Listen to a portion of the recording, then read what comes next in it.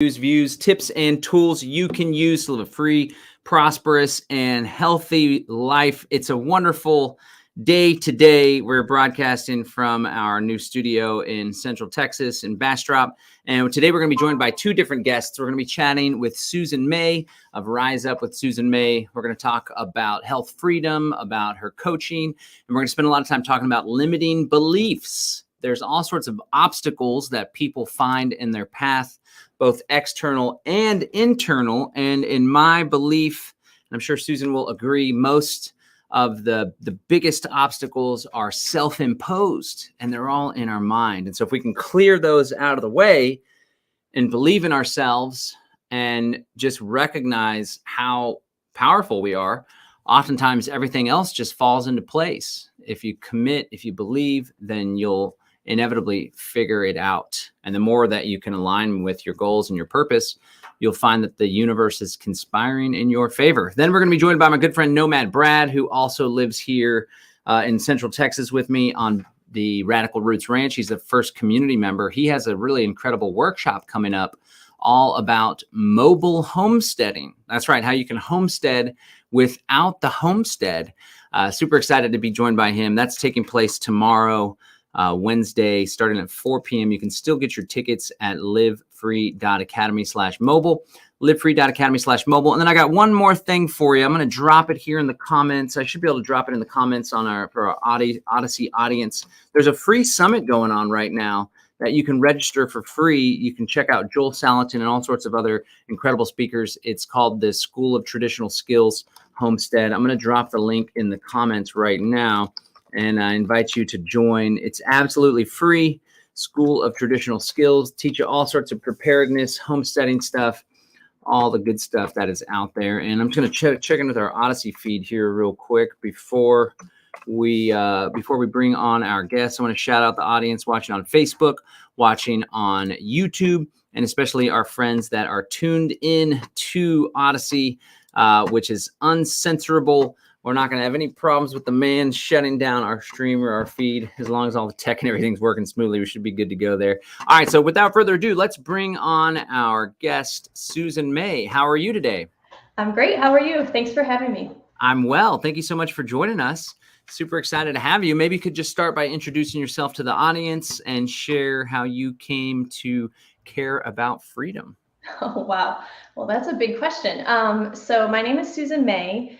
I live in Florida, and I started this business, RiseUp with Susan May, a little over a year ago. How I came to care about freedom, wow, that is a big question. I mean, I'm a mom, and so I really feel like this journey started with motherhood for me. And I've been lucky to kind of unplug from things gradually. But yeah, I would say that motherhood is the thing that has really been the biggest catalyst for me to care about freedom and to care about the future. So yeah. Yeah, I mean, our children really are such strong motivators. They have, my two kids, I got two kids, 9 and 10. They have played a major role in my self-development, in large part because they're like little mirrors. All your issues are reflected back at you. Mm-hmm. So you can't help but figure things out. Okay, well, tell us more about your business, RiseUp with Susan May. What are some of the things that you do? What sets you apart from the other coaches? Because there's all sorts of coaches and gurus out there. But what's your shtick? What's your focus? Yeah, that's great. That's a great question. And I agree with you. If you really start following any stellar coach, anyone that really helps people, their messages are almost all the same. So it's really important to understand when you work with someone, why they can specifically help you. And so my specific target is the medical freedom advocate, because I feel that I can really help the medical freedom advocate because of my specific journey and path. So I really began this journey, and you recently had Pam Popper on your podcast, and she mentioned how she felt she was meant for this time. And that's a feeling I've had in my life a lot in the past 2 years, that everything that I've gone through for 15 plus years led me to this place where I was more prepared for what was going on in the world. And that started with starting to reject, normalized medicine when I was pregnant and when I gave birth. And then it continued into parenting as I realized that a lot of mainstream parenting practices just really didn't align with how I wanted to parent my children. And then we started homeschooling, and John, you talk a lot about this, and we actually unschool our children. My oldest child is 16 years old, and she's never been to school. And that has been such a gift. It's been incredible, especially the last 2 years, seeing all the benefits of that right in front of our eyes, like seeing the world basically fall apart and seeing how much better we were prepared for that to happen, to protect our children and to make sure that they're happy and thriving and still moving forward in a world where there's so much uncertainty. So how can I help people? I can help people specifically because I've already done a lot of those. I call it unplugging. You call it exit and build. They're very similar. I can help people with specific things. Homeschooling, I'm an expert in homeschooling. Like I said, parenting, and then also just having confidence in yourself to make those alternative decisions. So the general is more like the how-to, and that's where beliefs really come into play, which I know is like a huge thing for you, and why I really love listening to you talk about that.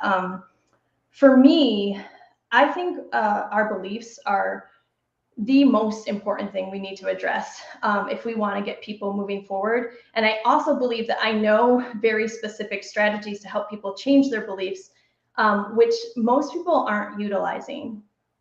So that's kind of like my thing, medical freedom advocates, and helping those people get stronger, because those are the people I want to build a new, better world with. Right on. Okay, cool. Well, I want to ask you what some of these strategies are, because I'm always learning in my role as a leader in helping people with the Freedom Cell Network. I just, it almost seems as though it happens more often than not that when we're presenting radical ideas and solutions, people have a tendency to first, before they consider it, before they weigh whether it works for them or not, their first instinct is to think of ways that it can't work. And I'm trying to come up with this character, Carrie Can't. And it's like, don't be a Carrie Can't, because you're like, hey, you're concerned about central bank digital currencies. Well, guess what? There's this decentralized cryptocurrency technology, specifically like Monero, where you could trade crypto, you can send and receive money, you could buy things online, and it can be completely private and secret. And rather than people being like, wow, that actually sounds pretty fascinating, I'd love to learn more, their first thing is like, they become an objection machine. No, what if they shut down the internet? What if they make it illegal? It can be hacked, blah, blah, blah, blah, blah. So let me first, before we get into the solutions and strategies to overcome that, why do you think it is that people often, perhaps more often than not, have a tendency to first think about ways that things can't work rather than considering ways that they can work? Okay, I think there are a lot of issues at play here. So I kind of wrote down a whole bunch of reasons why people don't take action.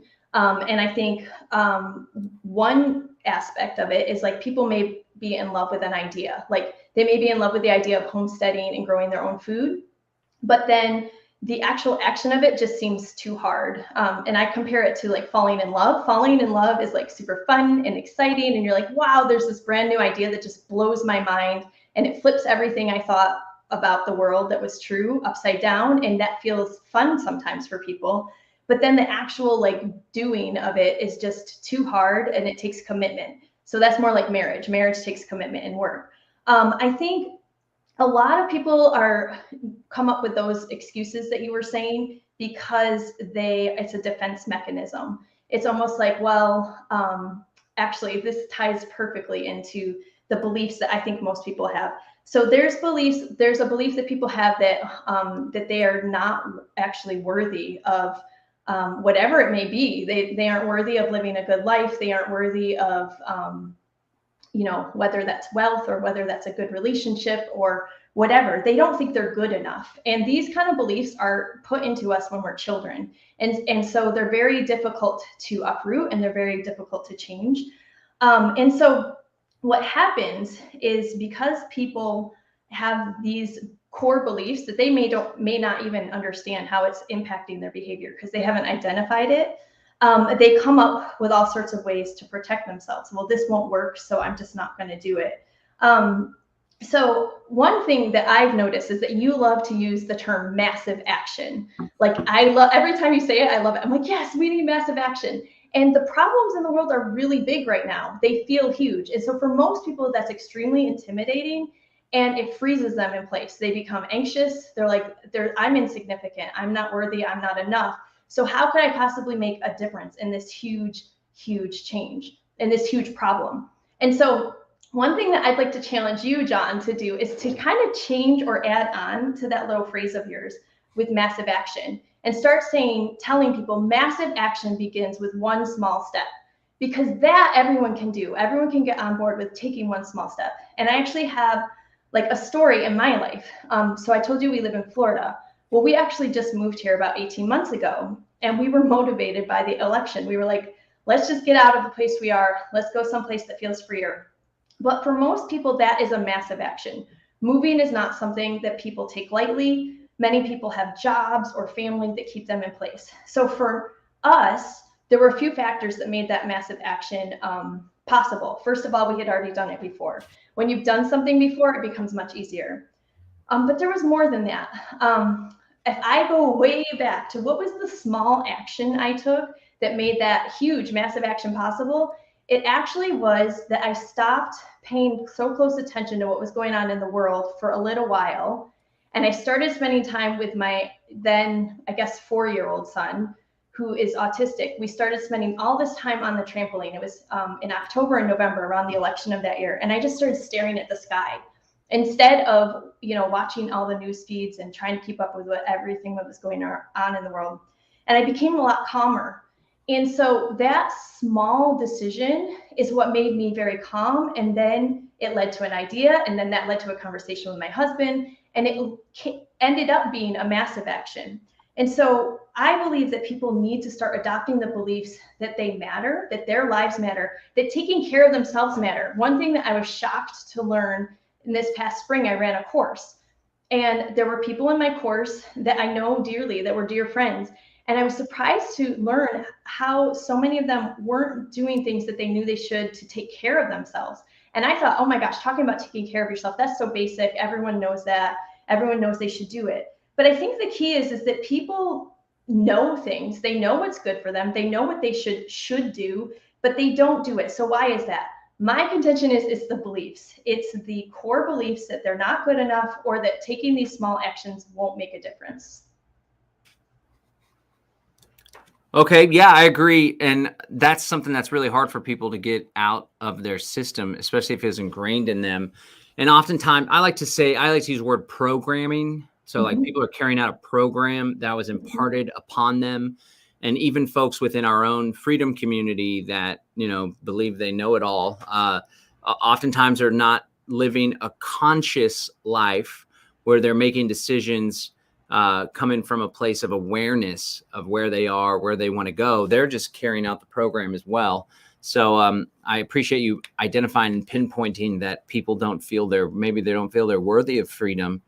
A lot of it has to do with this social engineering and manipulation that's out there, where people are led to believe that their place in the world is to follow and to not step out of line. And let me ask you this: what do you think about the possibility as well? Because it's always different for different people, but there are probably like key reasons why people don't believe in themselves. What about the possibility that people feel insecure in their knowledge about homesteading, for example, or when it comes to cryptocurrency, they struggle using a smartphone or computer. So they really feel overwhelmed about the prospect of learning a new technology. And so because they feel insecure, rather than give it a try because they're afraid of being let down and they'll feel ignorant about it or whatever, they just make excuses to rationalize their inaction.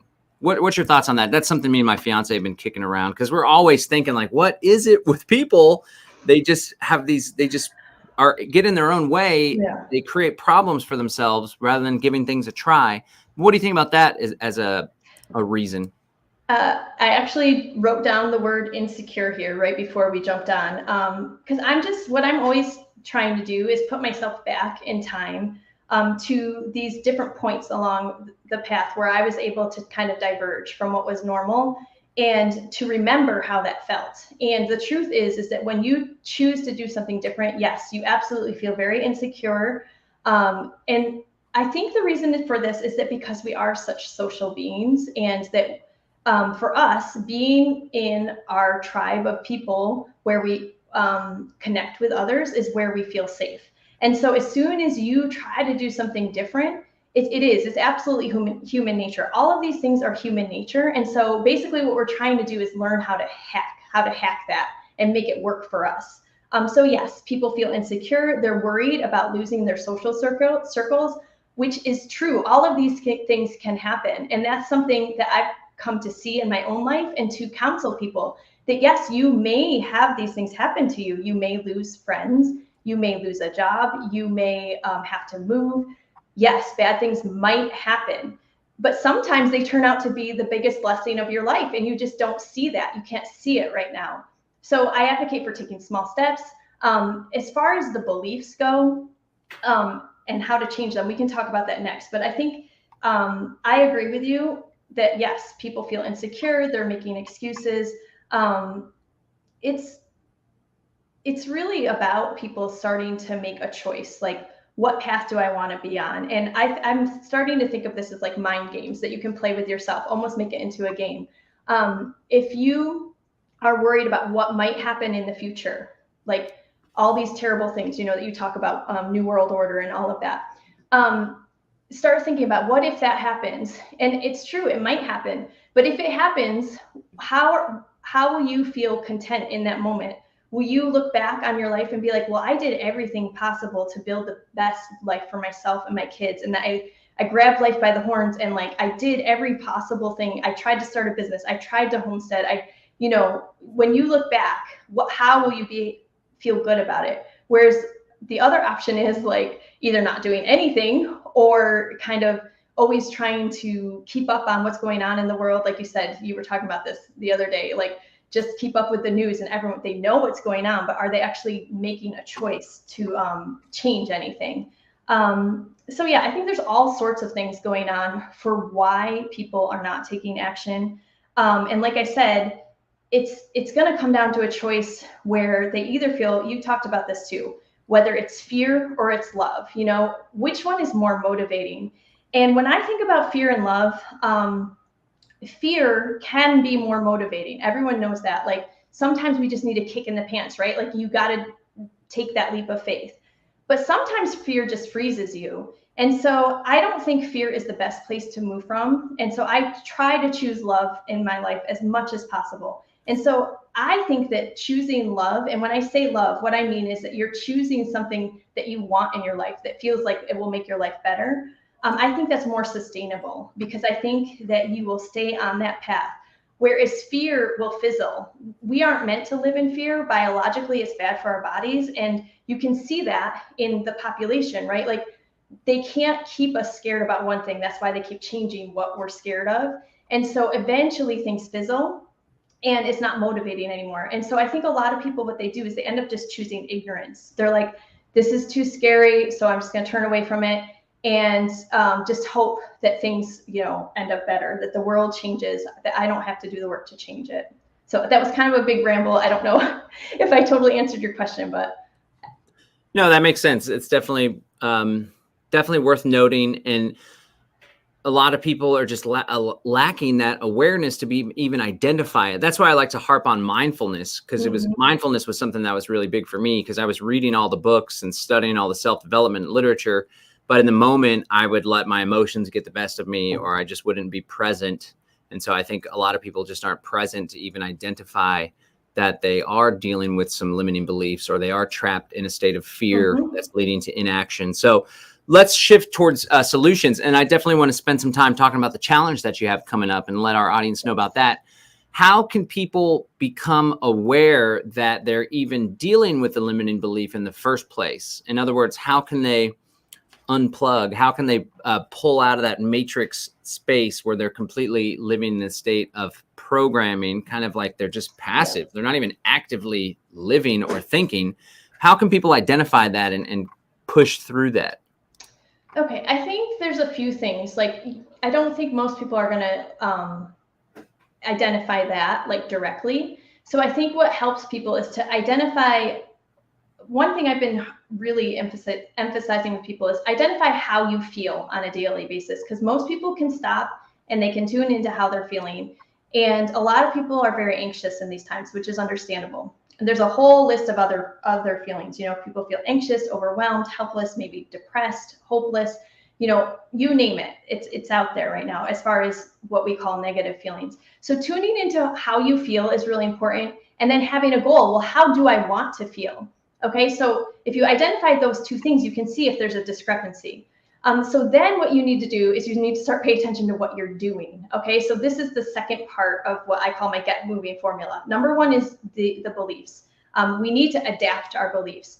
Number two is we need to build new habits, what we're doing, because all of these things are really related to each other. How we think, how we feel, what we believe, and what. Yes, so do, think, and feel, and believe. Those four things are so important, and they're all interrelated. So what people need to do is pay attention to how they feel, how they want to feel, and what they're doing. Because if you don't feel how you want to feel, that probably means you're not doing the things you need to do. And an easy example of that is scrolling like social media. If you're spending all day scrolling social media, or trying to keep up with what's going on in the world, which I've seen a lot of people do in the past 2 years, and I was one of them. I understand it completely.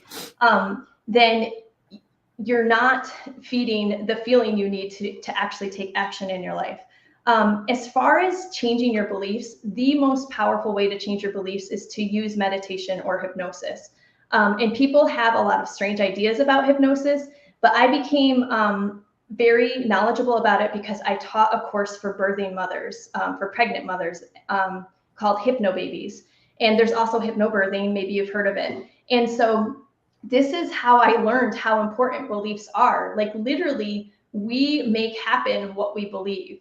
And so if you want to change your beliefs at a core level, this is the easiest and fastest way to do it. You need to start listening either to a hypnosis track or a meditation track, and all of those beliefs are going to be put into your head and replace those negative ones. So that is one huge strategy that I advocate for. Yeah, I like that. And I mean, you can also do like a self-hypnosis. I think earlier you said something about mind games. I've been thinking about that a lot, how there's this concept of a post-truth world.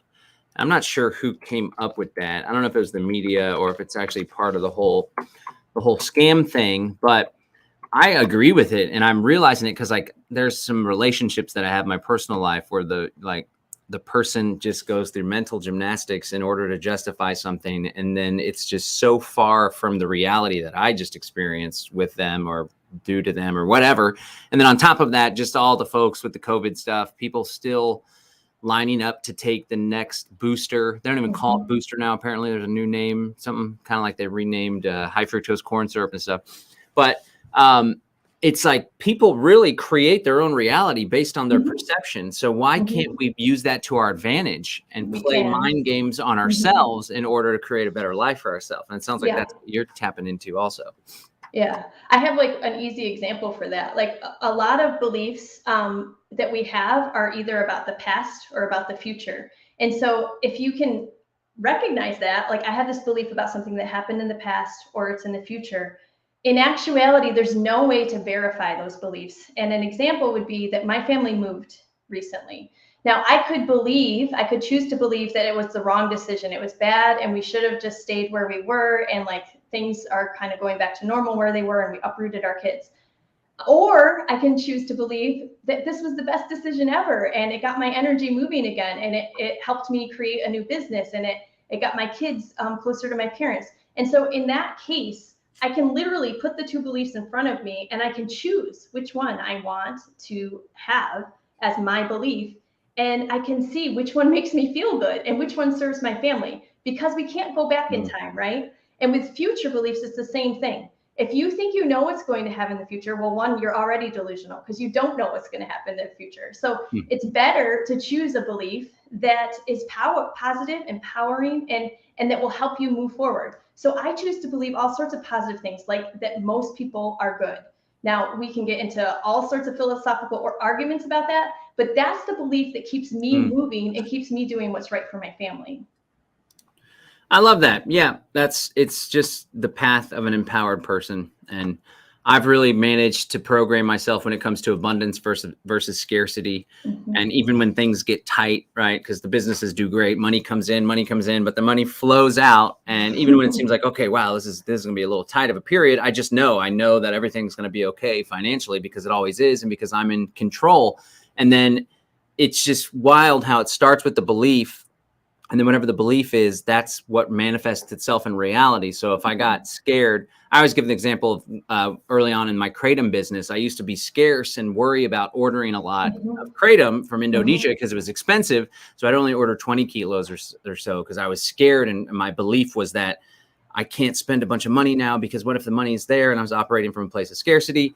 And then sure enough, I would sell out of those 20 and have to call the clients and apologize for not having it, ask if they want a refund or if they could wait a couple weeks. And then one day I just started recognizing that. I was like, you know what, I'm going to choose to believe that everything's going to be okay. And I'm going to start ordering 100 kilos. Now we order 200 at a time mostly. And so that actually manifested itself in having more product to sell, being able to satisfy the client's needs more. So we really can choose. We don't choose what happens to us, but we choose how we show up in response to it. And I've noticed that makes a world of difference. I got Nomad Brad hanging in the wings here, but before we let you go, tell us about this challenge you got coming up Monday, September 26th. Looks like it kicks off at 11 a.m. Eastern, the Get Moving Challenge. What is that all about, and how can people sign up to participate? Yeah, thank you. So they can just go to my riseupwithsusanmay.com webpage, and all the information is right at the top there. They just click on the Get Moving Challenge. And so it's a lot to do with what we've been discussing today. Like I basically have looked at how I can help people, like what are my strengths? And I've realized it's really about motivation and helping people move through these negative beliefs or these negative habits and replace them. And the thing is that the third part of the Get Moving formula is all about connecting with community. And I purposely didn't say create new community because that feels heavy. The truth is there's so many of us out there. And so a lot of people feel alone because they're quiet and they're not sharing like, hey, I have these questions, because questioning has become such a negative thing and people are scared. And so if you come together with like-minded people, which you will automatically be doing when you join this challenge, that's already taking care of this very real need for community and for you to feel safe. And then we can start addressing these negative beliefs and changing our habits. And when we do that, then we can start taking massive action by starting with small steps. And the way I say that is that small changes lead to great transformation. So that's what it's all about. I would love to have you all join. It's free. Yes, thank you. There it is. It's free. It's 5 days. It's going to be light. So it's not going to take up a lot of your time. But that doesn't mean that it's not very valuable.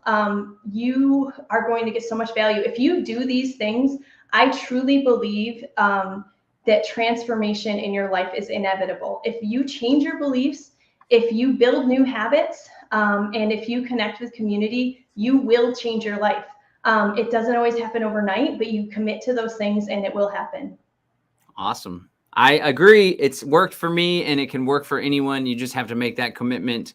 And I strongly encourage folks to check out this challenge. Again, you can go to riseupwithsusanmay.com, riseupwithsusanmay.com. There's a banner right there, Get Moving Challenge. Click on it and register, and you won't be disappointed. Well, thank you so much for joining us. I appreciate talking about limiting beliefs. It's super critical, and it's not like a question of resources or ability or physical ability or whatever. It really, I strongly believe when you can clear those limiting beliefs, anything is possible. And it all starts with getting your mind right. And so I appreciate that you're on that wavelength and sharing that information. All right. Thank you so much for having me today, John. I had a great time. All right. Take care. Bye. Thanks. There you have it, ladies and gentlemen. Susan May. Again, the website is riseupwithsusanmay.com. Riseupwithsusanmay.com. You can join her challenge that's taking place, the Get Moving Challenge. I strongly encourage it. Without further ado, we are going to gear up for our next presenter. But before we do that, we're going to play a quick video from one of our sponsors, MyBraveBotanicals.com. We'll be right back. Hey everybody, let's take a quick minute to improve your life by reminding you about my old friend John Bush, whom I've known since the first Ron Paul presidential campaign. He's been a guest on the Tom Woods Show several times. We did a whole episode on kratom, which is a natural remedy that's helped a lot of people with chronic pain, stress, and anxiety, energy, and focus, even overcoming addiction. You can hear the full interview I did with John on this at tomwoods.com/kratom. Well, apparently, after that interview, he had a pretty big surge in sales from listeners. We've had a lot of people reporting they've had profound results with it. People saying they feel better than they've felt in years. I just got an email from somebody saying he used to drink every single night just to be able to get to sleep. He doesn't have to do that anymore now that he's using kratom instead. And it can have great results like this for you too, but you won't know until you try it. And John's making it really easy to do that because he's giving you some for free.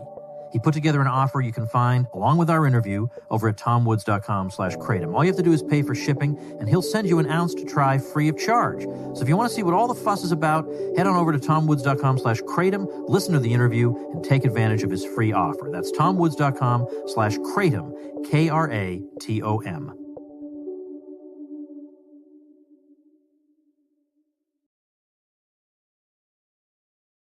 Welcome back to Live Free Now, bringing you the news, views, tips, and tools you can use to live a free, prosperous, and healthy life. And we're today joined by my good friend Nomad Brad, aka the Zip Tie Guy. So Nomad Brad has an awesome workshop coming up. It's taking place tomorrow, but you can still get tickets. You can head on over to livefree.academy/mobile, livefree.academy/mobile, and this is what you'll find. He's doing a workshop on this new concept of mobile homesteading. So why don't I let you take it away, Brad, and you can kind of share what exactly you mean by mobile homesteading. Yeah, absolutely. Thanks, John. So me personally, I have been traveling in a van across the country for about 5 years now. And after 2020 hit, I kind of realized, I felt a little vulnerable just kind of being out there, out in the forest. And at the time I was in Oregon, and they were closing grocery stores and restaurants. And I was like, I don't know how bad this is going to get, but I don't want to be, stuck all by myself without resources. So I kind of made a mental shift and decided, it's time to find something a little more safe, a little more secure. But at the same time, I still wanted to be somewhat self-sufficient. I wanted to live in nature. But really, I guess the thing I was missing was also community. And so I kind of shifted my mindset and decided, it's time to get some land, get some community. But now here I am living in a van, right? And I don't have, at the time, I didn't have any huge income. I didn't have a stable home address, all the things that a traditional, lender would look for if I was going to go out and try to buy land. Probably they're not going to sell land to a guy that's just kind of, lives in the forest somewhere. So I realized, if I want to get land, I'm going to have to either like go back to a traditional lifestyle and spend years slugging away and saving and all that kind of stuff. And at the time I was kind of into more of the mindset, habits, and meditation and the idea that, if you really want something and believe in it, you'll find a way. And it was about that same time I had also signed up for the Freedom Cell community. And so that's a great group of folks. I was working with the community up in Oregon. They were really nice people doing a lot of good work. However, I opened my Telegram one day and I saw a message from John Bush, and he said, hey, I am looking for help with my business in Texas. And there's also a potential for that person that's going to come help me to also stay on my land. And so within just a couple months of seeing that text message, I reached out to John, went back and forth, and I ended up living on 10 acres in Central Texas here. And it's been an amazing experience. I still have my van home. Well, I recently sold my van home, but it's because I'm going to buy a different one and build that out. So I'm still living the nomad life. I still have the freedom and the adventure and the travel and the self-sufficiency, but also I have the resources and the community of a homestead and of a garden. And I just built a chicken coop that will have chickens pretty soon. So it kind of gives you a little bit of the best of both worlds. And once I got to Texas and started meeting the local Freedom Cell folks and kind of expanding my network, I realized how much opportunity there is and how many people recently have ran in and bought homesteads in the country, and they're realizing how much work it is. And they're like, oh my goodness, just a husband-wife team, really, if they're working regular jobs, they can't manage a homestead. So mobile homesteading is just the idea that if you have some kind of mobile housing, you can take that housing and relocate it onto someone's homestead, reap all the benefits without having to pay a mortgage, without having to pay utilities, having a very low overhead. If you're helping to contribute to the homestead, then you wouldn't have to potentially pay any rent. Or if you're someone that has a remote job, there's also homesteads that are just looking for, to charge rent, and then you can just live there and you have really no commitment to that land as well. So it's just a great option for folks that want to exit the city. They want to build a community out in the country, and it's a fast way to do it. And I like having things fast. Yeah, so Brad is going to be doing a workshop tomorrow. That's Wednesday, September 14th, starting at 4 p.m. Central. If you can't make it live, you'll have access to the replays. Teaming up with Live Free Academy to present this in this spot right here.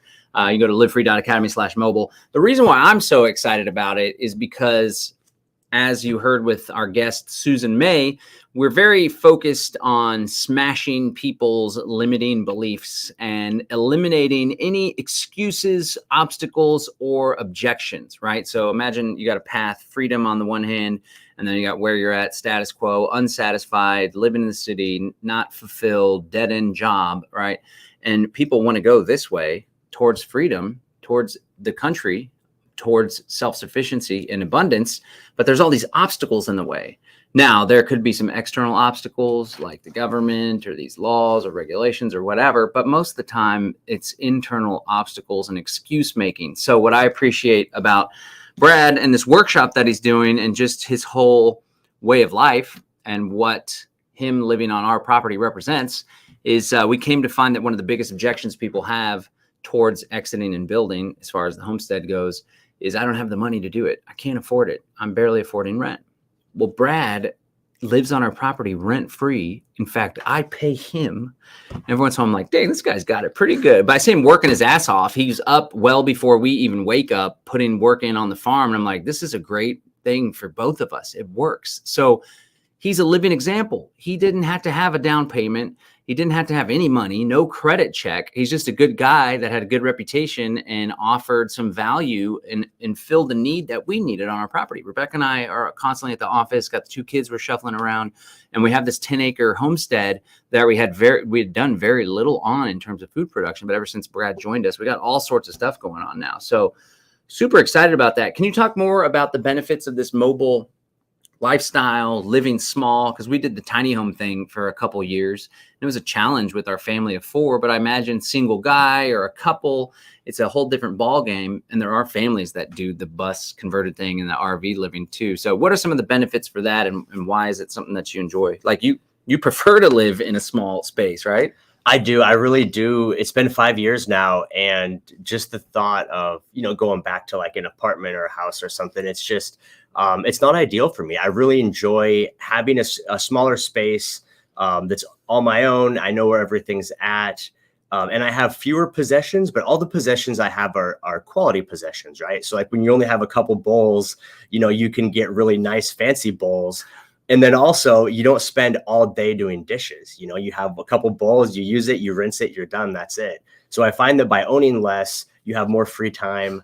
You're not spending your time maintaining things and paying all kinds of obligations towards possessions. And so that frees me up to travel. I'm a big nature guy, so I like to do a lot of exploring. Right now I'm here in Central Texas, so I like going to the park.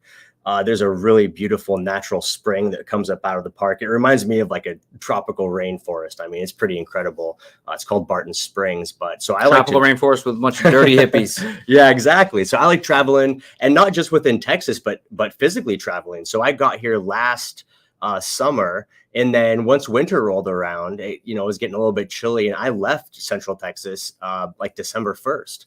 And I went and traveled. I went down to Arizona, visited my folks. I went over to San Diego And, January of last year, this year, I was on the beach in San Diego. It was 70 and sunny, while most of the country is freezing. So just being able to travel and explore and always have a new adventure, for me, it keeps life really exciting.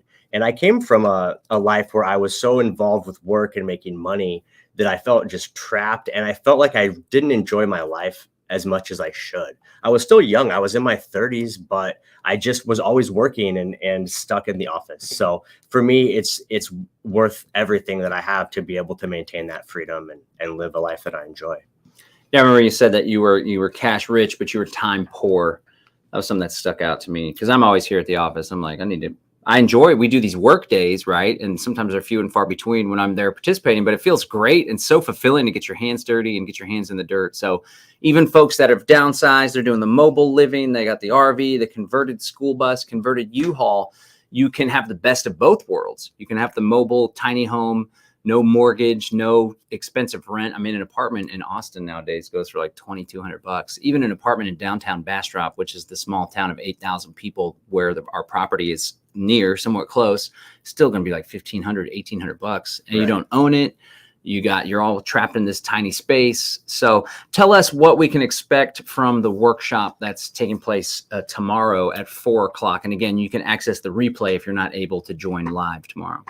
Yeah, so the workshop's going to be awesome. It is broken down into 3 sections. And so the first section is going to be just kind of describing mobile homesteading itself, the concept, how it works, what an average day looks like. I really want to just paint this picture for you guys. So if you're thinking about the homesteading lifestyle, you can just kind of get an idea of what that actually looks like. And it'll include how to actually connect with folks that have homesteads and how to set up travel and go to different parts of the country and kind of explore and see what's out there. There will also be a section about